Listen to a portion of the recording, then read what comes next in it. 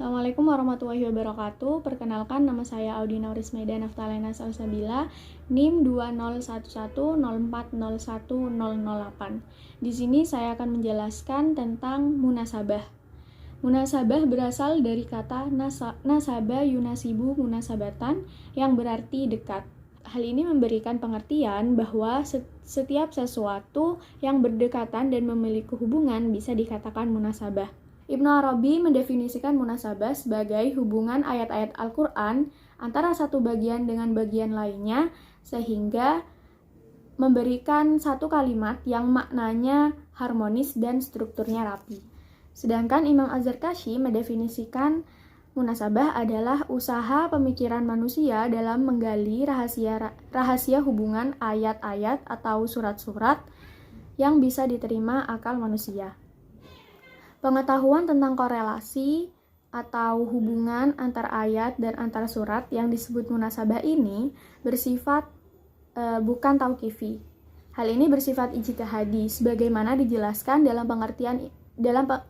definisi yang diberikan oleh Imam Az-Zarkashi, yaitu usaha pemikiran manusia. Nah, oleh karena itu munasabah ini bersifat ijtihadi. Untuk meneliti munasabah diperlukan pengetahuan yang mendalam. Selain itu juga diperlukan beberapa metode dalam mengkaji munasabah ini. Nah, menurut Imam Burhanuddin Al-Biqai dalam Nadham Ad-Duror, beliau mengutip bahwa ada beberapa langkah yang bisa dijadikan pedoman dalam mengkaji munasabah. Yang pertama yaitu melihat tujuan yang akan dicapai. Selanjutnya yang kedua memperhatikan apa saja yang diperlukan dalam mencapai tujuan. Dalam hal ini melihat bagaimana apa yang dimaksudkan surat secara umum atau secara keseluruhan. Dan yang ketiga yaitu memperhatikan jauh dekatnya muqaddimah tadi yang dikaji di langkah yang kedua, jauh dekatnya muqaddimah tersebut dengan tujuan yang akan dicapai. Nah, selanjutnya yang keempat yaitu memperhatikan aturan.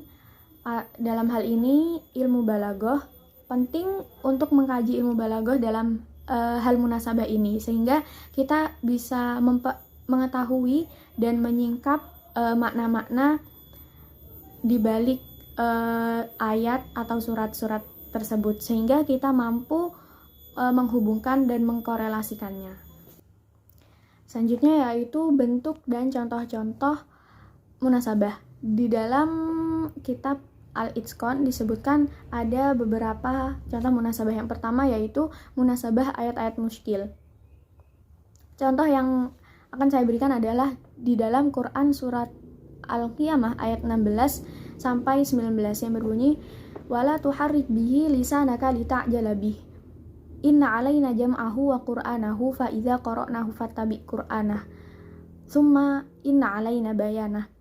Nah, di dalam ayat-ayat ini terdapat munasabah yaitu kebiasaan orang yang amalnya sedikit biasanya tergesa-gesa. Agama memang memerintahkan atau menganjurkan umatnya untuk bersegera dalam hal kebaikan. Namun titik tekan dalam surat ini, dalam ayat ini adalah jangan tergesa-gesa untuk menghafalkan ayat ini atau menghafalkan Al-Quran secara keseluruhan, dan ketergesaan itu terkadang menghalangi dalam memahami maknanya, memahami makna ayat ini dan memahami makna Al-Quran. Oleh karena itu kita dilarang untuk tergesa-gesa dalam menghafalkannya. Namun titik utama yang lebih diutamakan adalah memahami makna ayat dan Al-Quran secara keseluruhan. Selanjutnya adalah munasabah kesesuaian antara ayat pertama dan ayat terakhir dalam surat. Contohnya di dalam Quran surat Al-Mu'minun. Ayat pertama berbunyi qad aflahal mu'minun, yang berarti sungguh beruntunglah orang-orang yang beriman. Dan ayat terakhir berbunyi innahu la yuflihul kafirun, Sesungguhnya tidak beruntunglah orang-orang kafir. Munasabah selanjutnya yaitu kesesuaian antara awal surat dengan huruf terputus-putus. Maksudnya di sini contohnya di sini yaitu dalam Quran surat Qaf. Dalam Quran surat Qaf permulaan ayatnya berbunyi Qaf seperti itu. Lalu di dalam untuk ayat selanjutnya itu digunakan disebutkan kata-kata yang lebih sering menggunakan huruf Qaf seperti Al-Quran, makhluk, raqibun atid, dan lain sebagainya. Nah, selanjutnya di dalam Al-Itqan dijelaskan bahwa kebiasaan atau seringnya Al-Quran itu menggunakan huruf yang terputus-putus seperti Qaf, Alif Lam Mim, Alif Lam Ra. Biasanya setelahnya itu adalah penjelasan tentang Al-Quran seperti di dalam Quran surat Al-Baqarah yaitu Alif Lam Mim dzalikal kitabul la raiba fih. Di situ disebutkan tentang Al-Quran. Begitupun juga di dalam Quran surat Qaf dan yang sebagainya. Nah, di dalam Al-Itqan disebutkan hanya ada 3 surat yang setelah huruf terputus-putus itu tidak menjelaskan Al-Quran.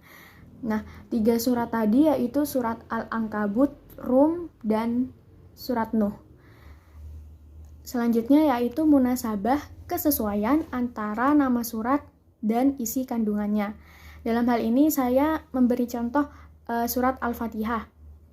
Nah, surat Al-Fatihah berarti atau yang disebut juga Ummul Quran yang mempunyai makna pembuka, maka surat Al-Fatihah diletakkan di awal susunan Al-Quran. Nah, karena diletakkan di awal, maka sebagaimana halnya pembuka, surat Al-Fatihah ini mengandung atau memuat hal-hal yang secara tersirat itu hampir keseluruhan Al-Quran. Itu adalah munasabah atau korelasi antara nama surat dan isi kandungannya. Mungkin cukup sekian yang bisa saya sampaikan, yang bisa saya jelaskan tentang munasabah ini. Kurang lebihnya saya mohon maaf. Wabillahi taufiq wal hidayah. Terima kasih atas perhatiannya. Wassalamualaikum warahmatullahi wabarakatuh.